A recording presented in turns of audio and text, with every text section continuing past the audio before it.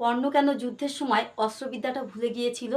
আসলে ছোটবেলায় দ্রোণাচার্যের কাছ থেকে প্রত্যাখ্যিত হয়ে তিনি পরশুরামের কাছে যান এবং নিজের পরিচয় গোপন করে তার কাছ থেকে বিদ্যা শেখেন। তো একদিন কর্ণের কোলের ওপর মাথা রেখে ঘুমিয়ে পড়েছিলেন।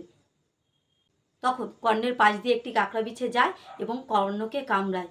সে প্রচণ্ড কামড়ানো সহ্য করেও যে রক্তপাত হয়, সেই রক্তের পরশুরামের কপালের ওপর যখন পড়ে, তখন পরশুরাম কর্ণকে বলে, কে তুমি?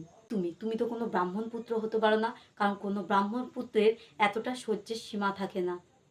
তখন কর্ণ তার পরিচয় জানায় যে সে অধিরথ সারথী ও রাধাপুত্র কর্ণ। পরশুরাম তাকে অভিশাপ দিয়েছিল যে আজকে যেমন তুমি ছলনা করে আমার কাছ থেকে বিদ্যা শিখে নিলে, আমি তোমায় অভিশাপ দিচ্ছি যে একদিন তুমি প্রয়োজনকালে এই বিদ্যাটি ভুলে যাবে।